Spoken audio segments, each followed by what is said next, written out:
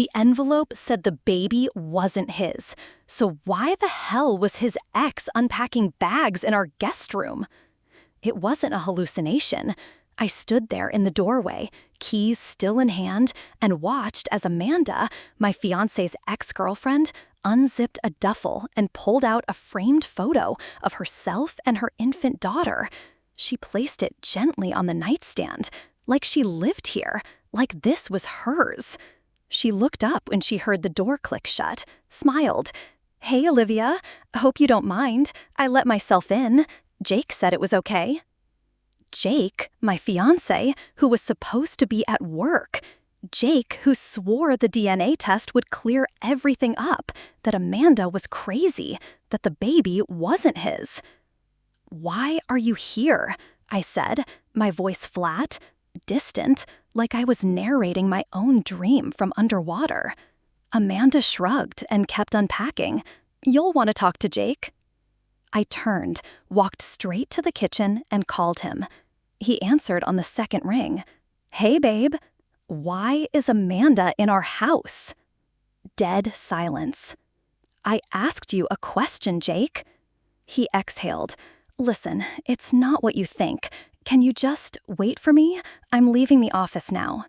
"I want her out," I said, every muscle in my body locking. "This is my home." Another pause. Then, "Technically, it's in both our names. Just wait, please." I hung up. Amanda emerged from the hallway a moment later, holding the baby. She looked calm, not smug, not nervous, just settled, like she belonged. "She's 6 weeks old," Amanda said softly, like that explained anything. I didn't respond. She looked me dead in the eye and added, "Jake held her the night she was born." Everything inside me twisted. But he told me. He promised me. 2 days earlier, we'd gotten the paternity results in the mail. I hadn't looked at the paper, but he had. Said it was negative. Said she was lying. Said the timing didn't line up. Said the baby wasn't his. That Amanda was unhinged. That he was done. So why was Amanda holding her baby in our living room, barefoot, wearing his hoodie? I was halfway to the nursery when he walked through the door. He froze when he saw me, eyes wide, hair messy like he'd been running fingers through it for hours. "Liv, is this a joke?" I said, holding up the framed photo Amanda had set out. "You said the test cleared you." Jake glanced at Amanda, then back to me. "Can we just sit down?" "No," I snapped. "You sit. I talk." His shoulders dropped. "The test was inconclusive." "Bullshit," I snapped. "You told me it was negative." I panicked, okay? I thought it would come back clear, but the lab flagged it, said something about degraded samples or some timeline confusion, and Amanda kept saying she didn't want to retest because she knows it's mine. She moved in. "I didn't ask her to," he said, tone suddenly sharp. "She just showed up." "And you didn't throw her out?" "She has a baby, Olivia. She's alone. I figured a few days won't kill anyone." I looked at Amanda, who didn't flinch. "She's not here for a few days," I said. "She brought diapers, a crib, formula, a baby monitor." Jake ran his hands through his hair. "Okay, maybe she misread things." Amanda gave a short, dry laugh. "I didn't misread anything, Jake," she said. "You said we could stay. You tucked Isla in last night." My throat closed. I backed away from both of them. Then I turned and marched into the bedroom, pulled the envelope from the dresser drawer where he left it, and opened it. There were 2 pages inside. The first said, "Test inconclusive due to contamination. Recommended retest." The second page was folded, but as I pulled it apart, my stomach dropped. Because it wasn't a duplicate. It was another test. Same names, different date. And this one said, clearly, in bold, probability of paternity 99.97%. Jake had lied, and now she was living with us. I walked out of the room and tossed the paper at him. "You're a liar," I said. He paled as he saw which page I'd found. Amanda just held the baby tighter. I could barely breathe. "You knew, and you told me she wasn't yours?" I didn't know how to tell you," Jake stammered. "So you let her move in without telling me, after swearing on your mother's grave that you had no ties to her anymore?" Jake tried to step forward. I stepped back. "We're done," I said. But Amanda spoke before he could answer. "I think you should read the other letter, Olivia." My spine stiffened. What letter? She reached into her diaper bag and pulled out another envelope, unsealed, handwritten. I recognized the penmanship immediately. It was my mother's. I snatched the envelope from Amanda's hand like it was on fire. My mother had died 5 years ago. Breast cancer. Peaceful, she'd said. Controlled, like everything in her life. I'd held her hand at the hospice center, thinking nothing else could surprise me after that kind of goodbye. But here I was, holding a letter in her handwriting, postmarked 2 weeks ago. I opened it with fingers shaking so hard I nearly tore it. "Dearest Olivia, if you're reading this, then the truth has finally clawed its way out, and I'm sorry for that. I never meant for you to be caught in the wreckage, but you need to know something about Jake, about Amanda, about Isla. This didn't start with you. It started with me." I sat down. The words swam in and out of focus. Jake's mother and we weren't just friends in college. We were something more. We shared everything. Dreams, secrets, even blood, in a way. Blood. I kept reading. "We were part of a small private donor program, a study. Twins, separated, raised apart, then brought back together in adulthood. Jake doesn't know. He thinks Amanda was his first duplicate, but he's wrong. He's been living in a mirror since he was a boy, always looking for someone who can reflect him. That's why he's with you, why he was with Amanda, why Isla exists." I looked up. Amanda was watching me, calm, composed, like she'd already read it. "Did you know about this?" I asked her. She nodded once. "Jake's mom sent me a letter of her own." Jake looked like he was about to faint. "I have no idea what this is." Amanda tilted her head. "No, because your mom sure did. She said Olivia was too close to the pattern, that you needed distance. That's why you came back to me, right?" Jake's mouth opened and closed like a fish out of water. "I didn't. This is insane. You're both talking like this is some sci-fi thriller. I didn't sign up for any donor program." Amanda's voice hardened. "You didn't have to. Your mom did it for you. The contracts were signed before you were born." I stood up. The letter crumpled in my hand. "Let me get this straight," I said. "You're saying I wasn't just your fiancé. I was what? Another mirror? Another version?" Amanda didn't answer, but Jake did. He whispered it like a curse. Yes. That single word tore something open in my chest. So what? This whole relationship was a fucking social experiment? Jake flinched. "It wasn't like that." "Then what was it, Jake? Why didn't you tell me?" "Because you loved me," he said. "You loved me better than anyone else. You made me feel like I could be real." That broke me, because for 2 years I'd given him everything, every hour, every memory, every plan. I'd ignored the flickers of distance, the dreams I kept having about twins, about mirrors, about another woman's voice in my house. "Has a dream ever told you the truth before anyone else?" I whispered. Amanda's head snapped up. "You had dreams?" I stared at her. "You too?" She nodded. "Since the baby. Every night. A voice. A shadow. Sometimes it was you."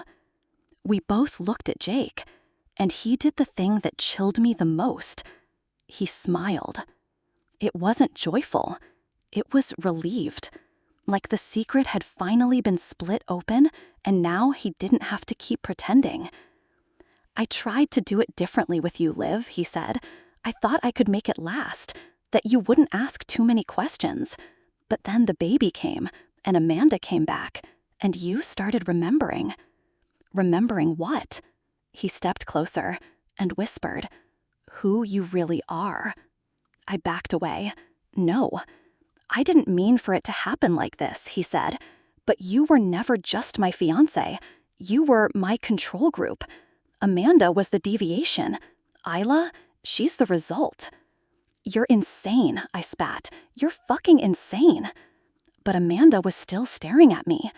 What else did you dream, Olivia? She asked. I hesitated. I hadn't told anyone. Not about the mirror that cracked in my sleep. Not about the twin heartbeat I heard when I touched my stomach. Not about the way Isla looked up at me like she knew me. I dreamed, I began, breath shallow, that I was holding her. Amanda nodded slowly. She crawled toward you the first time we met, not toward Jake, toward you. Jake stepped back. No, he muttered, you're misreading it. She's mine, she's ours. But we already knew. We didn't say it out loud, but we knew. Isla wasn't his. She wasn't Amanda's. Not entirely. She was ours. And then the baby monitor crackled from the nursery. A second voice. Not a child's. Not Jake's. Just one hollow whisper. She chose her true mother. The baby monitor hissed again, louder this time. White noise warping into a voice that didn't belong to any of us. Amanda lunged for it first, but I was already moving. Jake stood frozen, as if paralyzed by something deeper than fear, the kind of stillness that only happens when you realize you've been caught in a lie older than you are. Amanda picked up the monitor. Isla? She called out. But the screen wasn't showing Isla anymore. It showed me. Not now me, not in the living room, not even in this house. It was footage, a grainy clip, like CCTV. I was 12 years old, standing barefoot in a hallway I didn't recognize, staring at a hospital door labeled Dane Research Wing. Amanda turned the monitor around, eyes wide. Is that you? She whispered. I couldn't answer, because I remembered that hallway. It was the place from my dreams, and I'd never told anyone. Jake sank into a chair, hands shaking. They're not supposed to remember, he mumbled. Not until they're told. That's how it was designed. That's how they built it. Amanda rounded on him. Who built what, Jake? Speak. He looked up, finally meeting her eyes. The twins project wasn't about siblings. It was about replication, memory, behavior, emotional imprinting. They weren't trying to raise families. They were trying to raise copies. My voice came out in a rasp. You're saying we're, what, clones? Jake flinched like I slapped him. No, not exactly. You're original, but they split you, gave you pieces of each other. Amanda got your impulse. You got her intuition. He trailed off. Amanda whispered, what about Isla? He swallowed. She's both. I couldn't breathe. You lied to us, Amanda said. You watched us fall apart, fall in love, crash into each other, and you let it happen. You were supposed to be the stable one. He laughed, bitter and hollow. Stable? I've been a lab rat since birth. I'm not stable. I'm trained. Something in the room shifted. And then my phone buzzed. No number, just a file attachment. Audio message, unknown source. I hit play. To subject 12A and 12B, memory convergence is exceeding expected parameters. Emotional crossover is active. Terminate unsupervised cohabitation immediately. I stared at Amanda. Subject 12A, she repeated, numb. That's us. Jake buried his hands in his hands. It's starting. What's starting? I demanded. He looked up. The merge. I backed away. Stop talking like this is a science fiction plot. We're people, Jake. No, Liv, you're data. You were part of a set. just like Amanda, just like Isla. Amanda's voice was hoarse. Isla is a baby. Exactly, he said. That's why they need her. She's the only proof the program worked. Emotional continuity, generational transfer. She chose you, Liv, because she's coded to complete the sequence. I shook my head. That's impossible. But in the silence that followed, the monitor buzzed again. And this time, it showed all three of us, standing in the living room, live. Except, not quite. Because in the image, Amanda was holding my hand, and I was holding Isla, and Jake wasn't there. Is this now? Amanda whispered. No, I said. It's what comes next. Jake stood. I tried to stop it. I thought if I raised Isla, I could redirect it, but I was never her match. He looked at Amanda, then at me. She was never supposed to choose between you. And then, almost gently, he said, but she already has.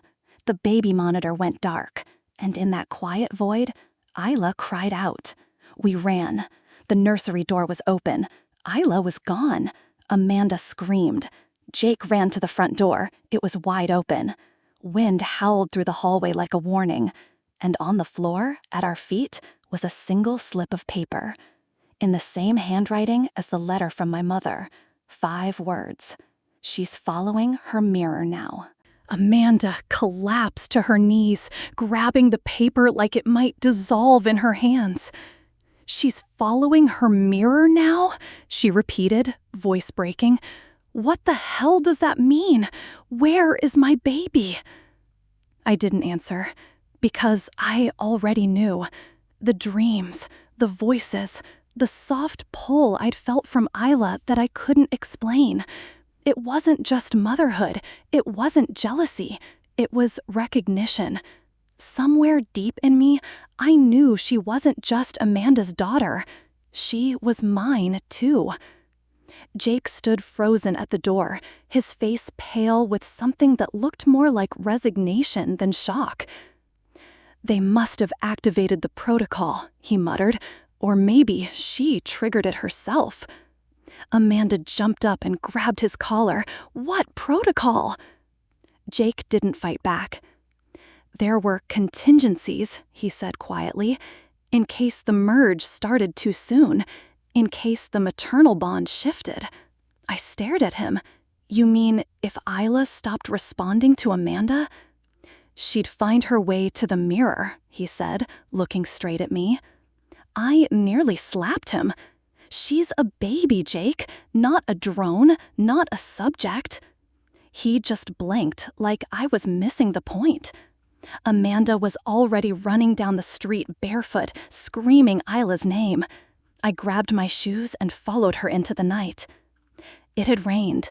The pavement was wet, reflecting the orange glow of the streetlights like a fever dream. Then I saw her, a figure, small, standing at the edge of the cul-de-sac. Isla. No one else, just standing, alone. Amanda reached her first, scooping her up into her arms, sobbing. But Isla looked over Amanda's shoulder and locked eyes with me. She reached out, not to Amanda, to me. Amanda turned, feeling it. She didn't speak. She didn't have to. We both saw it. The child was trying to leave her arms for mine. Jake appeared behind us, panting. This is it, he said. The imprint is breaking. I turned to him. Tell me everything, right now. He hesitated. Then, slowly. You were part of a mirrored cohort. 2 embryos, 1 line, spliced, tracked, raised apart to simulate nature versus nurture. Except the control group wasn't supposed to overlap. You weren't supposed to meet. But when you both fell in love with me, you orchestrated that, snapped. No, Jake said. You did. We stared. What? What? I was only ever supposed to be with one of you, he said, shame curling through his voice. But when Amanda got pregnant, she wasn't supposed to carry to term. They told me she would miscarry. They said that was built in, a failsafe. Amanda staggered backward, Isla clinging to her shoulder. You're saying she was never meant to exist? Jake's voice cracked. They underestimated your connection. You carried her anyway. You beat the coding, and now she's aligned with both of you. I felt nauseous. You knew this the whole time? Jake nodded. I tried to warn them. I said the experiment was unstable, that emotional bonds don't follow logic. They ignored me. Amanda was whispering to Isla now, rocking her, but Isla kept peeking up at me. She knows both of us, Amanda said, like two halves of the same mother. She's not confused, I whispered. She's complete. We walked back to the house in silence, the three of us like pieces of a puzzle that didn't fit, until Isla was born. When we got inside, Jake went straight to his desk drawer, pulled out a small manila envelope, dropped it on the table. This is the original contract, he said. Amanda opened it. Her breath caught. There were signatures, my mother's, Amanda's biological surrogates, and at the bottom, in clinical script, embryo designation 12A-12B, viability path, dual imprint, projected convergence age 30 to 32, maternal override sequence, pending activation. I felt the room tilt. We were never just people to them, I said. Jake just nodded. I'm sorry. Then the doorbell rang. Jake frowned. It's almost midnight. He stood to check and froze. Amanda clutched Isla closer. What? She whispered. Jake turned around, face pale. There's a man at the door, he said. Says he's from the Institute. He has a badge. Amanda and I looked at each other. Then Jake added, and he says your father, Liv. I hadn't seen my father since I was 8. He didn't die. He didn't disappear in some dramatic fashion. He just left. One day, no explanation. My mom told me he'd taken a job overseas, but even as a child, I sensed the lie. Letters never came. Birthdays went unacknowledged. Photos quietly vanished from the walls. It was like she deleted him on purpose. So hearing Jake say that man at the door, the man claiming to be my father, was here from the Institute, my whole body went cold. Amanda handed Isla to me without a word, as if we both instinctively knew. If this was going to get worse, I needed to be the one holding her. Jake stood back as I opened the door, and there he was. Gray hair, same deep-set eyes as mine, same crooked nose I used to hate in middle school, except now it made sense. He wore a black wool coat and held a folder like it was made of glass. His expression was unreadable, cold, clinical, except for the slight tremble in his jaw. Olivia, he said. Not Liv, not kiddo, just my full name, like a diagnosis. Are you really my father? I asked, cradling Isla tighter. Yes, he said, and no. I didn't have time for riddles. What do you want?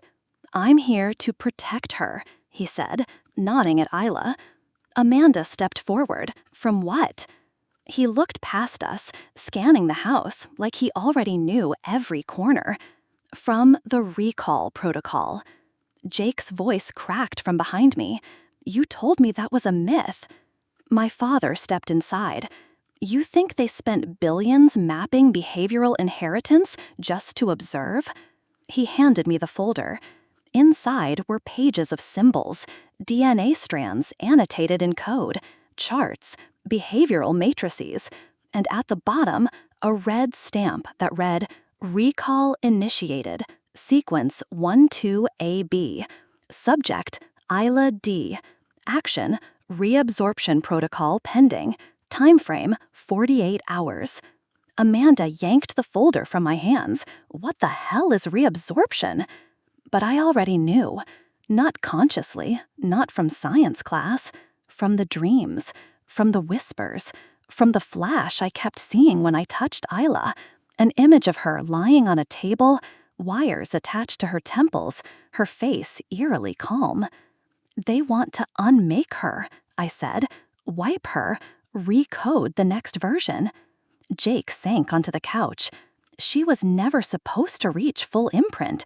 They thought the split would be clean, that the maternal bond would fracture early enough to reassign her to a new pair. My father nodded, but it didn't. She bonded. She chose. Amanda's voice broke. She chose both of us. Exactly, he said, and that makes her a threat.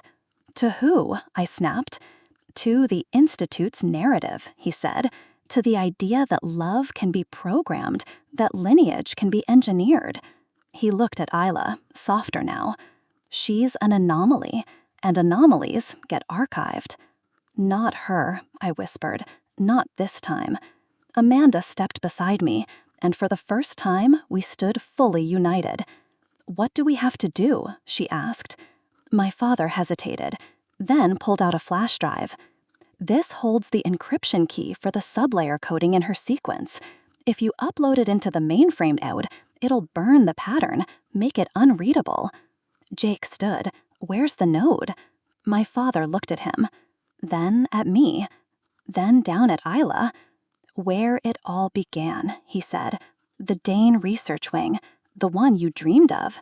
My stomach dropped. You remember that hallway? I said. He nodded. Because I carried you there myself. Amanda whispered. How do we get in? You don't, my father said. They've locked it down since the recall triggered. But there's one window, 32 minutes tomorrow night when the servers reboot for cycle maintenance. 32 minutes to get in and destroy her code. My father nodded. If you fail, she won't make it past the week. Amanda was already packing a bag. Jake grabbed his keys. But I just stood there, holding Isla, frozen.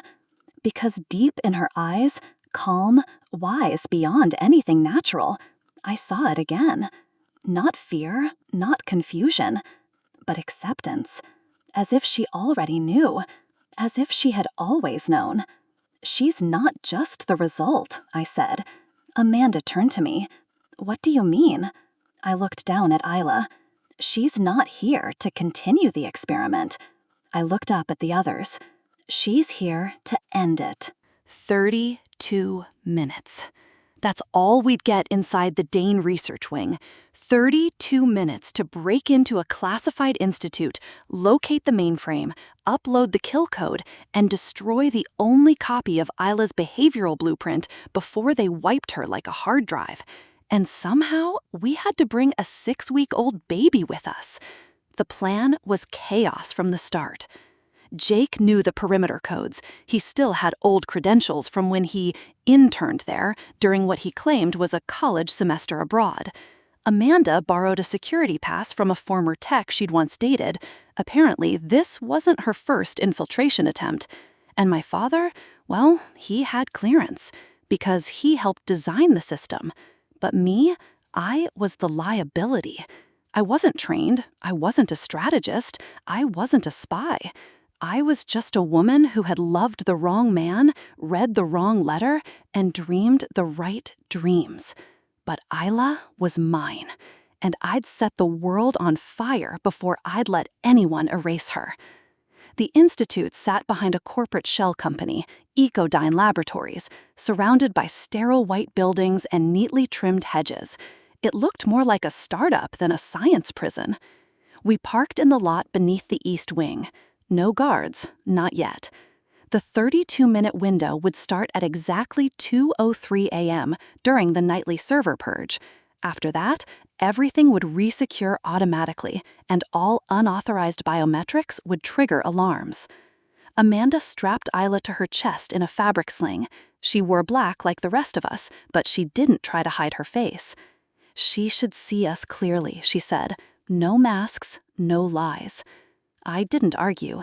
We moved fast, down the hallway from my dream, through a corridor so familiar I could feel the echo of past footsteps, my mother's, Amanda's, my own, a time loop carved into tile and silence. Jake swiped his card at the main lab door. Red light. Access denied. He tried again. Still red. What's wrong? I hissed. They must have updated the system. My father stepped forward, pulled out an old lanyard. I built a failsafe, he said, in case I ever needed to disappear. He swiped. The light blinked once, then green. The door hissed open, and we were in. The mainframe chamber looked like something out of a sci-fi film, wall-to-wall servers humming like a mechanical heartbeat. The floor glowed faintly. It smelled like bleach and betrayal. Jake moved to the control console and plugged in the flash drive. Uploading, he said. We've got 29 minutes. I stood beside Amanda and Isla, trying to breathe through the static in my chest. And then the lights shifted. Subtle, but real. A slow, pulsing flicker overhead, like the building itself had noticed something was wrong. "What is that?" Amanda asked. My father checked the screen. "They're waking the node early." Jake's hands flew across the keys. "They're counter-programming. They knew someone might try this." Amanda held Isla tighter. "Can you override it?" "Not in time," he said. "The moment the mainframe detects conflicting code, it'll lock us out." My father stepped forward. "Unless you bypass the network entirely, directly interface with the source terminal." Jake blanked. "There is no interface port." "There is," my father said. "It's just not mechanical." He looked at me, then at Isla. "What are you saying?" I whispered. "She is the node." We all went still. "She is the pattern," he said. "Her brain carries the full mapping. If we overwrite the system, it'll try to rebuild from her if she's near. But if we connect her directly, she can write back." "You want to plug my daughter into a server?" Amanda snapped. "No," he said gently. "I want her to choose." "Choose what?" "To stay." Jake looked between us. "If we let her link with the mainframe, the Institute loses control of the sequence. Forever." Amanda turned to me. "Do you believe him?" I looked at Isla. Her wide eyes blinked slowly. No fear, no confusion. And in that moment, I didn't need a spreadsheet or a biometric scan. I felt her choice. I stepped forward. "Tell us what to do." We laid her gently on a table in the center of the node room. Not strapped, not wired, just resting. My father activated the signal field, hands trembling. "Once the signal goes active," he warned, "you can't interrupt it. Even a touch could reset her system." "Reset?" repeated Amanda. "Erase," he fed. The hum deepened. Lights flickered. On the console, lines of code began to scroll, faster than anything I'd ever seen. Jake gasped. She's writing." We watched. Strings of symbols, then words, then names. Mine, Amanda's, Jake's, even my mother's. Then, no more mirrors. No more nodes. Just me. Amanda covered her mouth. "She's ending the project." Jake stepped back, breath shallow. "She's wiping the Institute." A warning flashed on the console. "Recall aborted. File tree dissolved. Subject 12AB equals primary source." And then the screen went black. The hum stopped. The lights returned to normal. And Isla smiled. I rushed forward, Amanda too. We didn't need words. We both reached down together, and Isla grabbed both our fingers. Jake stood in the back of the room, silent. My father exhaled like he'd been holding his breath for years. Then the alarm finally blared. Too late, because the experiment was over, and our daughter had written her own ending. They tried to chase us. But you can't chase something that doesn't exist anymore. The moment Isla wiped the mainframe, the Institute went dark. Servers offline, IDs scrambled, footage gone. One by one, the access points began to blink out on my father's handheld display. It was like watching a dying star collapse into itself. Quiet, final, irreversible. Amanda and I wrapped Isla in a blanket and ran. Jake stayed behind to delay the internal response team. He volunteered. Maybe he was trying to redeem himself. Maybe he knew this was the last thing he could do right. My father disappeared the moment we reached the parking structure. I didn't ask questions. He handed me a burner phone and whispered, "You'll find me if you need to." I never did. We went off-grid. Amanda, Isla, and me. 3 names erased from every record tied to the project. No social media, no paper trail, no banks. We moved into a house upstate, small and quiet, surrounded by trees and fog. No cameras, no mirrors. For the first time in my life, I felt free. Isla was growing fast, too fast. By 3 months, she was forming full words, complex ones, choice, memory, loop. By 6 months, she stopped sleeping through the night, not from crying, but from waking herself up with questions. "Do I have more names?" she asked one night, her voice barely a whisper. Amanda and I looked at each other. "Yes," I said, "but you get to pick the one you keep." She smiled like she already had. It wasn't until her first birthday that the dream returned. I hadn't had it since the Institute, but this one was different. I was standing in front of a mirror, the one from all the others, but this time I wasn't afraid. I reached forward and pressed my palm to the glass, and someone else pressed theirs back. Amanda, on the other side. But instead of being trapped, she winked at me, and the mirror shattered between us. No pain, no noise, just release. I woke up crying, but it felt good. Amanda and I never labeled what we became. We co-parented, we coexisted, we shared everything. People asked if we were sisters, friends, soulmates. Sometimes I said yes. Sometimes I said no. Sometimes I didn't say anything at all, because there are some bonds too strange for language, and some families you don't get assigned. You build them, one mirror at a time, until there's no reflection left, only truth. We told Isla the truth before she turned 4. She didn't cry. She didn't panic. She just sat there with wide, thoughtful eyes and said, "I already knew." And then she added with a smile, "Has a dream ever told you the truth before anyone else?" We laughed until we cried, because yes, it had. And this time, we listened.